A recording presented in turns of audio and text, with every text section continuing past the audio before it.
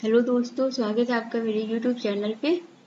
तो देखिए, हम पढ़ रहे हैं अभी सिंपल इंटरेस्ट। ठीक है, तो इसकी 3 क्लासेस पहले ही आ चुकी है, आपने उसको अच्छे से देख लिया होगा। तो देखिए, अगर आप वो क्लासेस अभी नहीं देखे हैं तो सबसे पहले आप उस क्लास को देख लीजिएगा क्योंकि अगर आप वो क्लासेस नहीं देखेंगे ना तो आपको जो नेक्स्ट क्लास है ये समझ में नहीं आएगी। ठीक है, तो चलिए अब हम स्टार्ट करते हैं आज की पहली क्वेश्चन के साथ।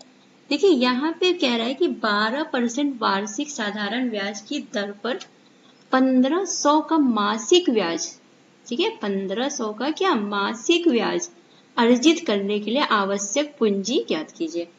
मतलब कह रहा है कि अगर एक जो ब्याज की दर है वो कितनी है, 12%। 12% ये क्या है, ये एक वार्षिक है, मतलब एक वर्ष में 12% का ब्याज लग रहा है। लेकिन यहाँ पे क्या करें कि 1500 का मासिक ब्याज अर्जित करना है। उसको हर महीने कितना ब्याज चाहिए, उसको हर महीने चाहिए 1500 ब्याज। ठीक है, 1500 का उसको ब्याज चाहिए। अब देखो, 1500 का ब्याज उसको लेने के लिए हर महीने पूछ रहा है कि कितनी आवश्यक पूंजी, पूंजी की मतलब कितनी पूंजी वो लगाए कि उसको हर महीने 1500 रुपए मिले मासिक ब्याज। और रेट क्या है, 12%, वार्षिक है। तो आप जब वार्षिक 12% है तो 1 मंथ का कितना होगा, 1 मंथ का जब आप रेट निकालेंगे तो वो कितना होगा, 1%। क्योंकि जब 12% क्या है, 12% है 12 मंथ का, तो वन मंथ का कितना हो जाएगा, 1%। तो अब आप इसको, आपको अच्छे से ये फॉर्मूला पता है, SI is equal to PRT upon 100। ठीक है, अब SI कितना है, 1500, हर महीने कितना लाना है, 1500। P आपको निकालना है, R आपका है 1, T है 1 अपॉन 100। ठीक है, तो P की वैल्यू क्या आ गई, 1500 इंटू 100, मतलब 1.5 लाख रुपए। ठीक है, 1,50,000, कितनी, 1,50,000। तो उसको अगर वो 1,15,000 रुपीज लगाएगा तो उसको हर महीने कितने मिलेंगे, 1500 ब्याज मिलेंगे। ठीक है, रेट क्या रहेगा, 12% वार्षिकी। ठीक है, आप इस चीज पे ध्यान रखिएगा यहाँ पे कि मासिक ब्याज पूछ रहा है और आपको दिया वार्षिक है, तो आपको पहले उसको मासिक में चेंज करना पड़ेगा। ओके, चलिए अब नेक्स्ट क्वेश्चन देखते हैं। देखिए, कह रहा है कि 5% साधारण ब्याज की दर पर, 5% साधारण ब्याज की दर पर 4 वर्षों के लिए निवेश की गई कोई धनराशि, ठीक है, कोई धनराशि की परिपक्वता पर 150 हो जाती है तो निवेश की गई धनराशि याद करिए। मतलब ये आपको यहाँ पे धनराशि परिपक्वता मतलब हो जाता है कि जो मिश्र धन, जो फाइनली उसको पैसा मिलेगा, ठीक है, मिश्र धन जो उसको फाइनली पैसा मिलेगा 4 वर्ष के बाद, उसको कहते हैं। तो अब आपको क्या बताना है, पी की वैल्यू बतानी है। ठीक है, पी की वैल्यू बतानी है। एक तो देखिए, आप अपना फॉर्मूला यूज कर सकते हैं, आपको फॉर्मूला पता है, ए इज इक्वल टू होता है P 1+RT अपॉन 100। ठीक है, आप एक तो इस तरह सॉल्व कर सकते हैं, आप यहाँ पे A की वैल्यू 150 रख सकते हैं इक्वल टू P 1+R की वैल्यू आपकी 5 है, T आपका 4 है अपॉन 100। तो अब आप इसको सॉल्व कर लीजिए। देखिए, 5 4 जा 20 हो गया और 25 जा 100 हो जाएगा, और आपकी 5 1 जा 5 मतलब 5 1 जा 5 +1 मतलब 6 अपॉन 5 आ जाएगा। ठीक है, और इधर कितना है, 150। तो आपने इसको सॉल्व करना है। तो P की आप इसको 6 से देखिए, आपका 150, 6 से आपका 150 जाएगा, कैंसिल करके देखिए 6 से चला जाएगा 150, 6 2 जा 12 आएगा, फिर 3 बचेगा और 6 5 जा 30। ठीक है, ये कितने टाइम चला जाएगा, 25 time. P equal to 25 into 5,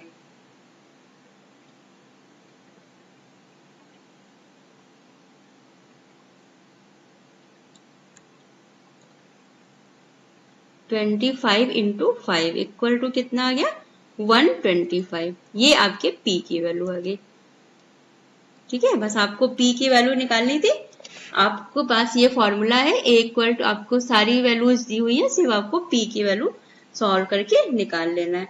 ठीक है, तो आप इस तरह निकाल सकते हैं। अगर आप चाहें तो डायरेक्ट परसेंटेज वाले रूल से भी आप इसको क्या लिख सकते हैं, 1/20। तो आपकी P क्या है, P है आपका 20 और आपका SI कितना है, SI है आपका 1। ये 1 ईयर्स के लिए आपको दिया, कितने साल के लिए, 4 ईयर्स के लिए। तो 4 ईयर्स के लिए SI क्या हो जाएगा, 4। आपने 1, यहाँ पे SI आपका 1 है, 1 साल का 1 है तो 4 साल का 4।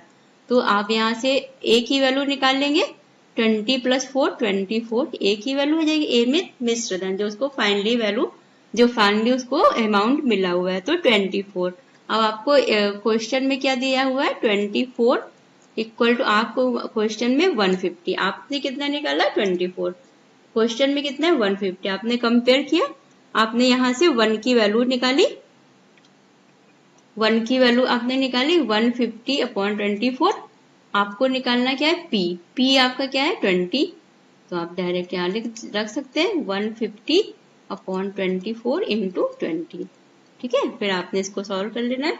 आप देखिए, आप इसको कैंसिल करिए।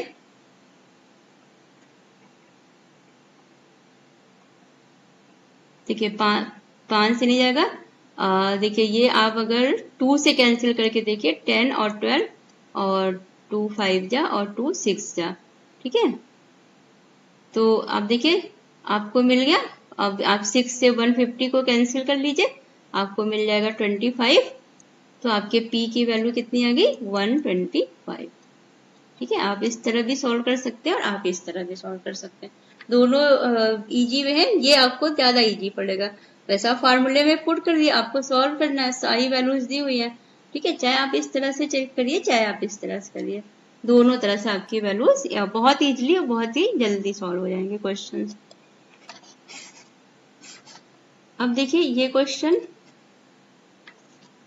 देखिए कह रहा है कि यदि 5 वर्षों में के लिए निवेश की गई एक धनराशि पर प्रति वर्ष साधारण ब्याज प्रदान किया जाता है और 5 वर्ष की अवधि समाप्त होने के बाद जो उसको देय राशि है वो कितनी है, 2340। हालांकि यदि धनराशि को 2 वर्ष के लिए निवेश किया गया होता तो उसे परिपक्वता पर देय राशि 2016 होती। तो निवेश की गई मूल राशि, मतलब कि जब उसने 5 साल के लिए निवेश किया कोई धनराशि, कितने साल के लिए, 5 साल के लिए, तो उसको फाइनली अमाउंट कितना मिल रहा है, 2340। लेकिन अगर कह रहा है कि यही इसने सिर्फ 2 वर्ष के लिए किया होता तो उसको वैल्यू मिलती 2016। ठीक है, 2016। तो अब देखिए, अब यहाँ पे आपको क्या निकालना है, P। अब आप देखिए, आप A की वैल्यू रखिए। अब आपको A की वैल्यू एक बार इसमें रखनी है, एक बार दो A की वैल्यूज दी है, तो आप पहले A1 रखिए। A1 इक्वल टू आप क्या लिख सकते हैं, P + SI होता है, आपको पता है P + SI होता है, S1। अब आप यहाँ पे P लिखिए, P1, और यहाँ से आप सॉल्व करिए इसको, प्लस P1RT/100। ठीक है, क्योंकि यहाँ पे देखिए साधारण व्यास के और बाकी सारी वैल्यूज सेम है, बस आपका डिफरेंस क्या है, A और T, और आपको P निकालना है। A1 हो गया, A2 आप A2 भी निकाल लीजिए। A2 आपका हो जाएगा P2 + P2RT/100। तो अब आप यहाँ से क्या कर सकते हैं, आपके पास किसकी वैल्यू है, A की वैल्यू है। तो अब देखिए आप इसमें पुट करिए, पहले A1 पुट करिए, 2340 माइनस कितने, आप P1 को इस साइड ला सकते हैं, आप यहाँ पे P1 लिख दीजिए। ठीक है, क्योंकि अब देखिए, क्योंकि यहाँ पे आप देख रहे हैं कि राशि जो निवेश की गई है वो सेम है। ठीक है, वो राशि तो सेम है, तो आपको यहाँ पे P1 और लिखने और P2 लिखने की जरूरत नहीं है, P लिख सकते हैं, क्योंकि राशि क्या है, सेम है, बस अमाउंट डिफरेंस हो रहा है। इक्वल टू P आपने लिखा और यहाँ पे आपको मिल जाएगा P/100। सेकेंड वाले में भी आप ऐसे कर सकते हैं, 2016 minus P equal to P/100। ठीक है, अब यहाँ पे देखिए आपको क्या दिया हुआ है, 5 वर्षों की अवधि, एक आपके पास टी अलग अलग है, टी एक 5 वर्ष के लिए है, एक 2 वर्ष के लिए है, ठीक है। एक कितने साल के लिए? 5 वर्ष के लिए। 5 वर्ष के लिए लगाया तो उसने कितना मिला? 2314। और जब उसने 2 ईयर्स के लिए लगाया तो 2016। तो अब आप इसको डिवाइड कर दीजिए, आपके पास दो इक्वेशन आ गई, इक्वेशन 1 एंड इक्वेशन 2। आप इसको डिवाइड कर दीजिए, ठीक है। अब आप इसको डिवाइड कर लीजिए तो आपको क्या मिल जाएगा? 2340 minus P upon 2016 minus P equal to, आप देख रहे हैं आपके पास टी, ये सारी वैल्यूज कैंसिल, सिर्फ T1 और T2 बचेगा। T1 क्या है? 5 है, और T2 क्या है? 2 है, ठीक है। अब आप इसको मल्टीप्लाई करिए, क्रॉस मल्टीप्लाई होगा, देखिए आप इसको क्रॉस मल्टीप्लाई करिए,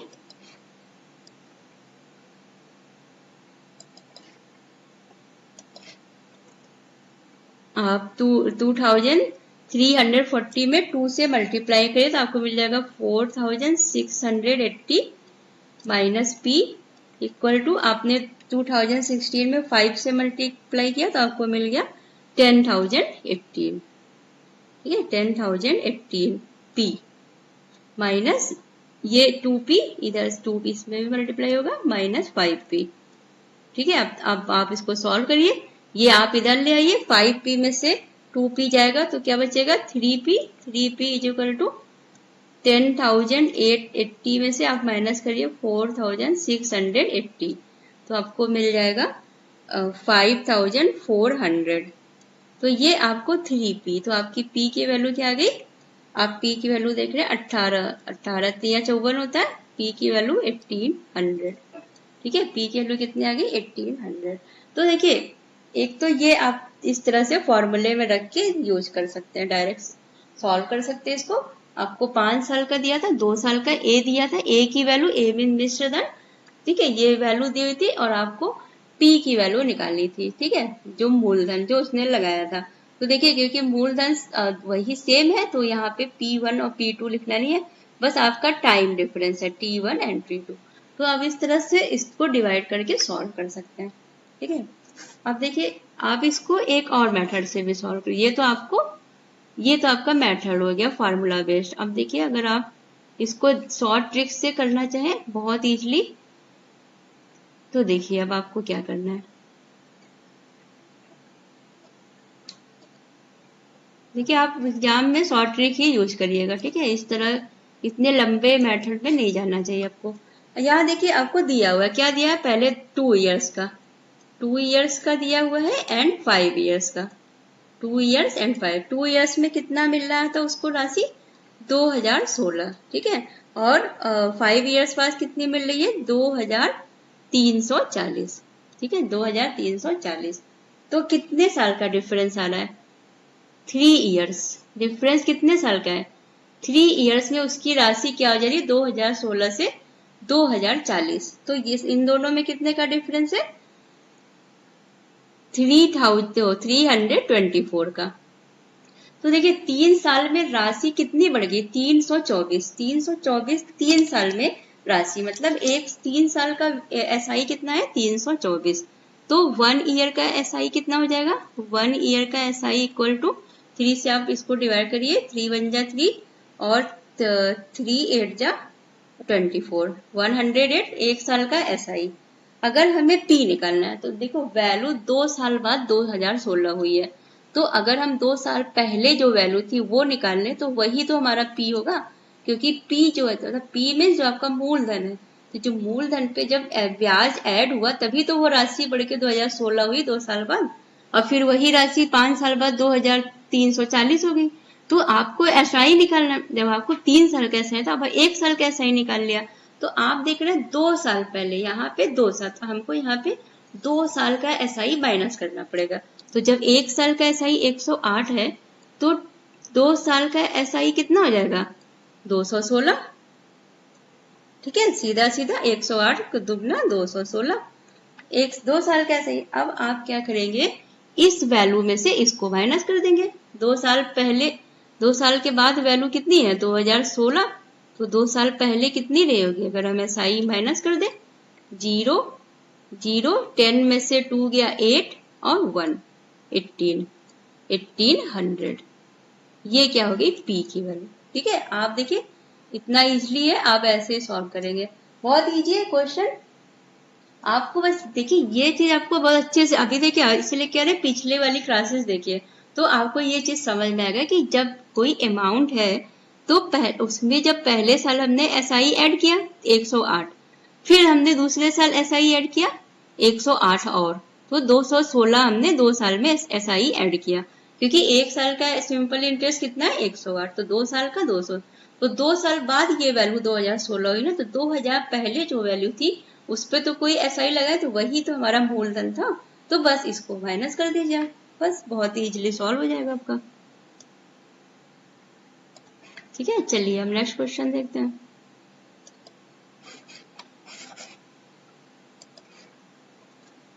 देखिए रहीम ने एक निश्चित राशि को, क्या कह रहा है कि रहीम ने एक निश्चित राशि को 3 वर्ष के लिए 5% की साधारण ब्याज पे 3 वर्षों के लिए 5% साधारण दर पे निवेश किया। उसके दोस्त हीरालाल ने उसी धनराशि को 2% 2 वर्षों के लिए 7% साधारण ब्याज की दर पे निवेश किया। रहीम को हीरालाल से 30 रुपए अधिक ब्याज मिले। रहीम को कितने मिले? हीरालाल से 30 रुपए अधिक मिल रहे हैं, 30 रुपए। तो अब आपको क्या बताना है कि उसके द्वारा निवेश की गई राशि बताइए।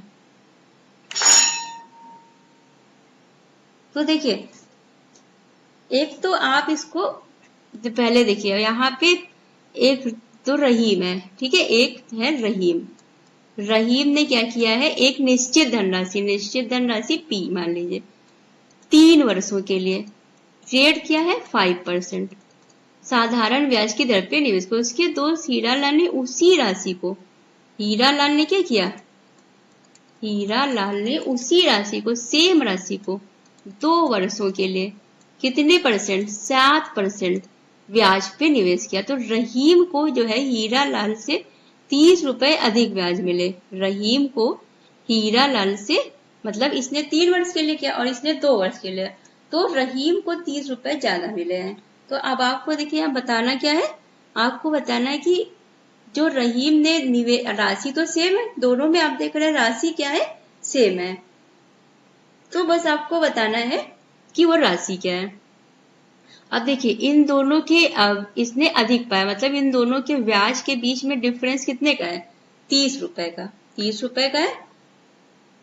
तो आप देखिए रहीम का जो SI निकाल लीजिए, सिंपल इंटरेस्ट रहीम का minus simple interest of Hiralal का, दोनों में डिफरेंस कितने का आ रहा है, 30 रुपए का। अब SI का फॉर्मूला आपको पता है, PRT, पहले रहीम का लिखेंगे upon 100 minus PRT upon 100 equal to 30। ठीक है, बस अब आप इसको सॉल्व करेंगे, आप देखिए 5 3 जा 5 से आप इसको कैंसिल कर दीजिए, ये 20 हो जाएगा, और आप 2 से इसको कैंसिल कीजिए 50 हो जाएगा।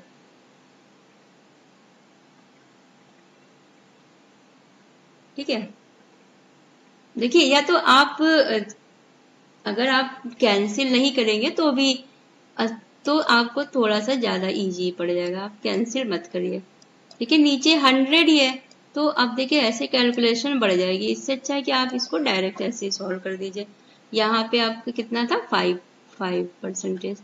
तो देखिए अब आप इसको देखिए 15p अपॉन 100 आएगा माइनस 14p अपॉन 100 आएगा इक्वल टू 30। ठीक है, तो देखिए अब आप क्या करेंगे,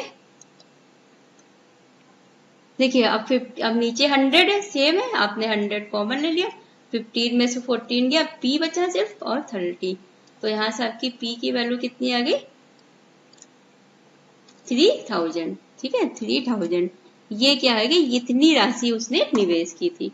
ठीक है, तो आपको बस क्या करना था, दोनों के SI का डिफरेंस दिया हुआ था, आपको दोनों के SI का डिफरेंस दिया हुआ था, दोनों के अपने SI निकाल ली, आपके पास सारी वैल्यूज थी।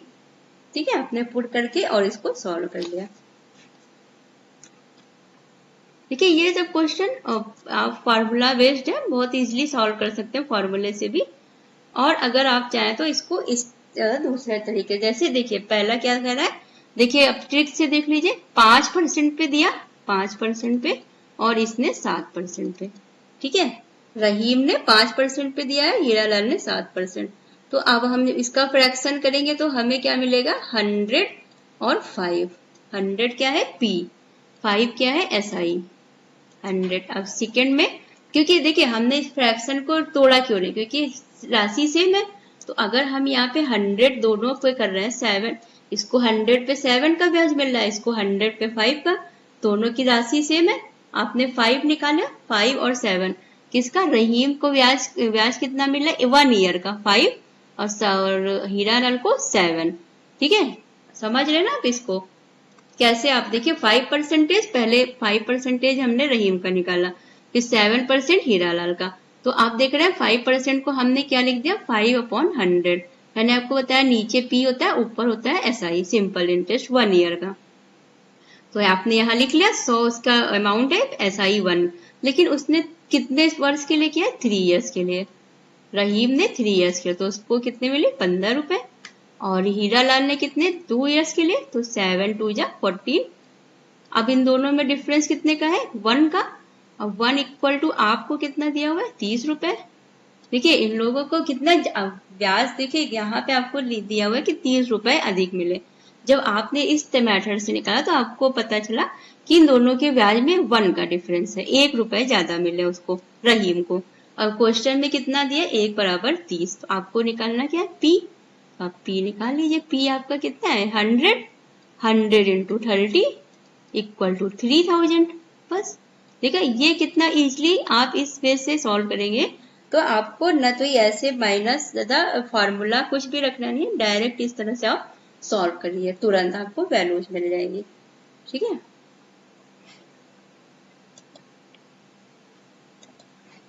चलिए देखिए, कह रहा है कि किसी निश्चित राशि पर साधारण ब्याज 3% की दर से वृद्धि होने पर प्राप्त होने वाले साधारण ब्याज में 240 की वृद्धि हो जाती है। तो निवेश की गई राशि, मतलब एक देखिए साधारण ब्याज जो मिल रहा था पहले, उसमें क्या किया गया, अब उसके वृद्धि, उसकी जो दर थी पहले R थी, अब उसकी दर को बढ़ा दिया गया, R+3 कर दिया गया। तो जब R+3 कर दिया गया तो अब जो साधारण ब्याज मिल रहा है वो 240 रुपए अधिक मिल रहा है। 240 रुपए क्या है, अधिक मिल रहा है। क्यों, क्योंकि उसने उसकी दर को बढ़ा दिया। तो अब निवेश की गई राशि बतानी है। ठीक है, जो राशि निवेश की गई थी उसकी वैल्यू बतानी है। तो देखिए अब पहले हम देख लेते हैं इसको, कि पहले देखिए आप यहाँ पे इसको लिख लीजिए अच्छे से। देखिए पहले आप देखिए, पहले ब्याज क्या रहा होगा, दर क्या रहा होगा, R%। मान लीजिए पहले दर R% रहा होगा। फिर क्या किया गया कि दर में वृद्धि की गई। दर में कितनी वृद्धि की गई, R से R+3 हो गया। ठीक है, पहले कितना था R, अब कितना हो गया R+3। और ऐसा साधारण ब्याज में डिफरेंस कितने का आया, 240 का। ठीक है, 240 का डिफरेंस आया। तो आप पहले क्या निकालेंगे,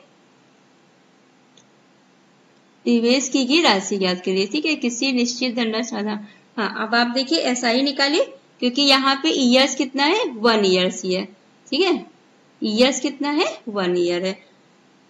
अब आप देखिए, अब इसको सॉल्व करिए। पहले एक्स या आप मतलब P है ये आपका मूलधन, P इंटू R कितना है, R+3, क्योंकि डिफरेंस निकाल ले, क्योंकि डिफरेंस जब आप वृद्धि हुई तो आप बड़े में से छोटे को घटाएंगे। जब R में वृद्धि हुई तो मतलब उसको पैसा ज्यादा मिल रहा है, तो इस ये माइनस ये करेंगे आप हमेशा। ठीक है, तो देखिए T कितना है, 1 ईयर्स के लिए, upon 100 minus R into T upon 100 equal to कितना आएगा, 240। 240 दोनों का डिफरेंस कितना है, ब्याज में कितने की वृद्धि होगी, 200। जब रेट पहले R था, अब रेट को बढ़ा के 3% बढ़ा दिया, तो R+3 हो गया। वो जो R पहले था उसमें 3% ज्यादा हो गया। तो अब कितना हो गया, इन दोनों का डिफरेंस 240। ठीक है, अब आप इसको सॉल्व करिए। देखिए आपको क्या मिल रहा है, x r plus 3x upon 100 minus x r upon 100 equal to 240। अब देखिए आप इसमें से 100 नीचे कॉमन लेंगे और आप देख रहे हैं कि x r plus 3x minus x r equal to 240। ये दोनों कैंसिल हो गया, आपका को मिल गया 3x अपॉन 100 इक्वल टू 240। ठीक है, आपने इसको कैंसिल किया, 3 8 जा आपको मिल जाएगा 24, 80 हो गया। x की वैल्यू कितनी आ गई, 8000 x की वैल्यू, x मीन्स मूलधन जो निवेश किया था उसने, तो निवेश की गई राशि कितनी आ गई 8000।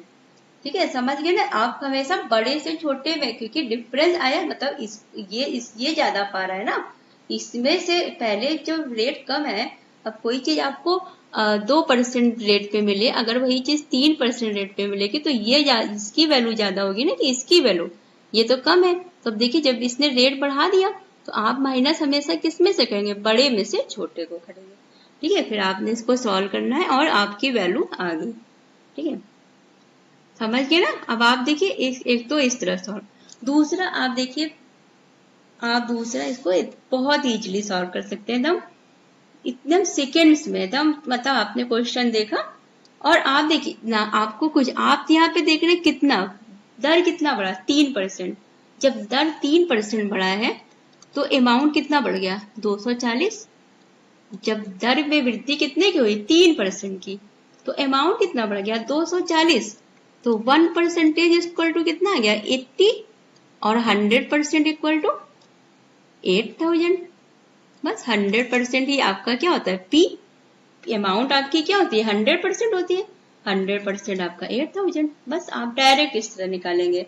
ये आपने मेथड समझ लिया अच्छे से कैसे सॉल्व करना है।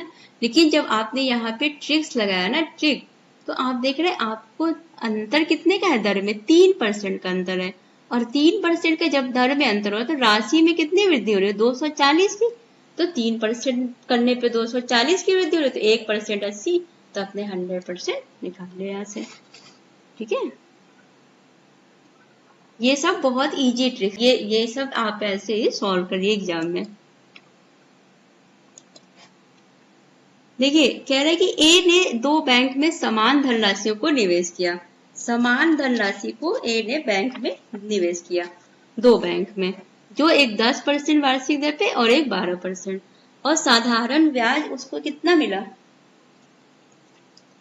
साधारण ब्याज प्रदान करती, वर्ष के अंत में उसको ब्याज के रूप में 1650 होते प्रत्येक बैंक में निवेशित की गई धनराशि, क्योंकि उन्हें 2 बैंकों में समान धनराशि, एक समान धनराशि उसने जमा की है।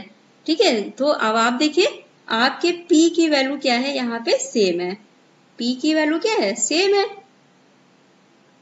तो अब आप देखिए यहाँ पे क्या कह रहा है, उसको कितना ब्याज मिला, 1650, लास्ट में उसको ब्याज कितना मिला, 1650।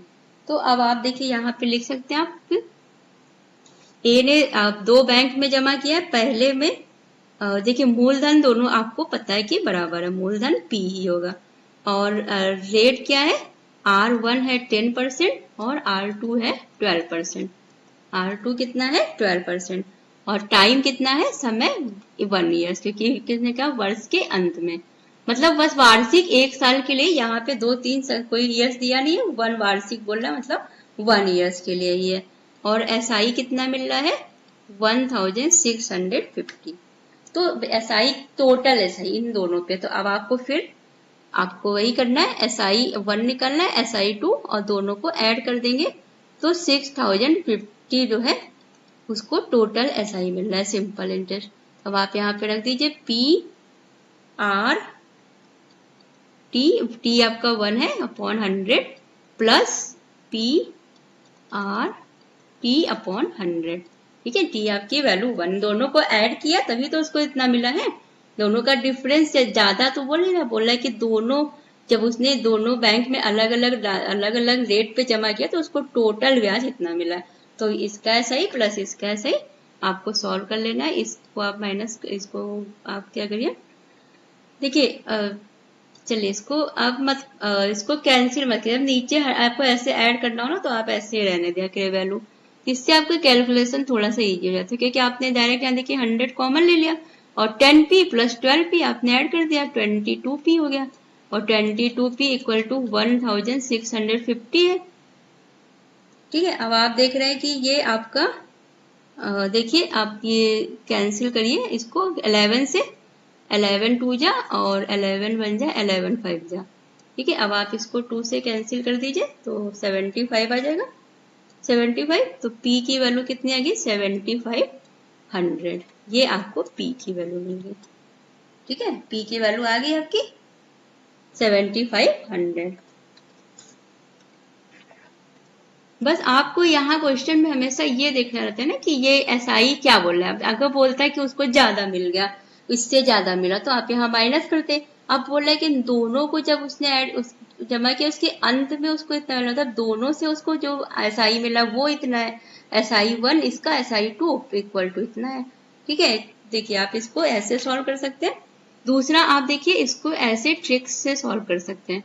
अब देखिए कितना है 10%, पहले राशि कितनी है 10%। ए है, एक ए ने क्या किया, एक बैंक में पैसे एक 10% पे और एक 12% पे। तो देखिए अब राशि सेम है तो आप देखिए 10% और 12 पे कैसे लिखेंगे, 100 और 12 10% सॉरी, यहाँ पे पहले उसने कितने पे किया है 10% पे। तो आप देखिए आप डायरेक्ट ऐसे सॉल्व कर सकते हैं, इस तरह भी आप बहुत इजीली सॉल्व कर लेंगे।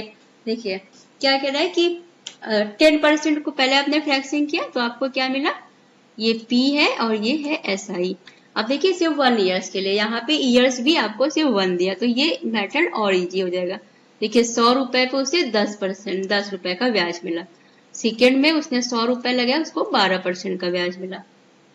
जब भी आपको यहाँ पे रेट दिया हो ना, देखिए अब आपने फ्रैक्शन कर लिया, इसको फ्रैक्शन किया तो आपको क्या मिला 12/100। मैंने बताया नीचे p होता है ऊपर SI। अब देखिए उसने राशि क्या है सेम है तो राशि क्या है 100 100। अब राशि सेम है तो अब देखिए उसको टोटल ब्याज दोनों पे कितना मिल रहा है 10 + 12, तो उसका टोटल SI कितना आ रहा है, टोटल SI आ रहा है उसका 22 और आपके क्वेश्चन में कितना दिया हुआ है 1650। तो 1 इक्वल टू कितना आ जाएगा, ये चला जाएगा 75। तो 1 की वैल्यू 75 है और आपको किसकी निकालनी p की, p कितना है 100, तो आप p की वैल्यू निकाल लीजिए 75 × 100 इक्वल टू 7500। ठीक है, देखिए कितना इजी है, आपको बहुत ज्यादा कैलकुलेशन और ये सब फॉर्मूले कुछ भी नहीं लिखने, डायरेक्ट आपने देखिए इसको फ्रैक्शन में हम लोग इसलिए नहीं, इस जैसे अगर आप देखें 10 को हम क्या लिख सकते हैं 10% को हम 1/10 लिखते हैं। ठीक है, लेकिन अगर हमको यहाँ देखिए राशि सेम देगी, अब हम चाहे पहले ही इसको इस तरह लिख ले फिर लास्ट में हमें अमाउंट सेम करना पड़ेगा, फिर हमें मल्टीप्लाई करना। जब अमाउंट सेम बोल रहा है तो हम डायरेक्ट लिख लेते हैं 100 रुपीज पे 10 मिल रहा है, 100 पे 12 मिल रहा है, दोनों पे टोटल SI 22 है, यहाँ पे टोटल SI 1650 है। बस आप इसको डायरेक्ट सॉल्व कर लीजिए, बहुत इजी क्वेश्चन है सारे और आप बहुत आसानी से इसको सॉल्व कर लेंगे। ठीक है,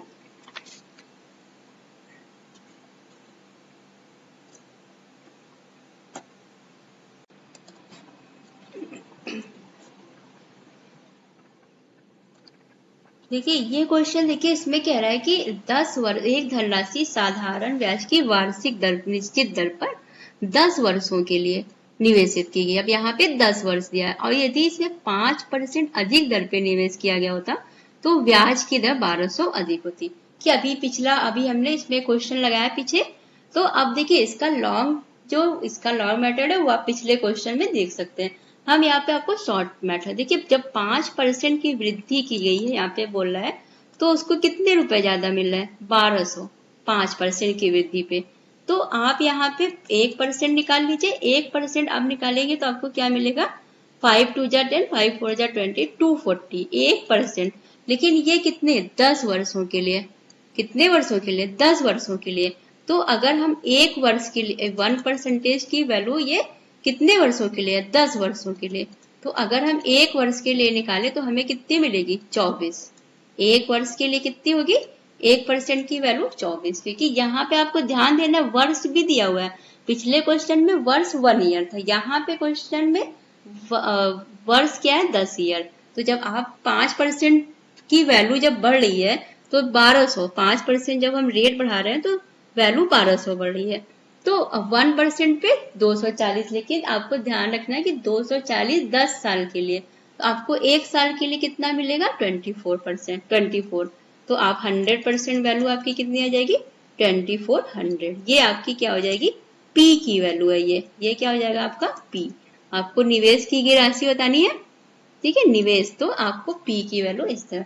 तो आप बस इस चीज पे ध्यान रखिएगा कि आप देखिए ऐसे डायरेक्ट सॉल्व करिए, ऐसे ही सॉल्व करिए। 5% की दर पे 1200, तो 1% पे आपने निकाले, लेकिन ईयर्स पे आपको ध्यान देना है। ईयर्स कितना है? 10। पिछले क्वेश्चन में ईयर कितना था? 1 ईयर था, ठीक है। तो ये हो गई हमारी आज की क्लास। देखिए आपको क्लास कैसी लगती है आप मुझे प्लीज बताया करिए कमेंट बॉक्स में।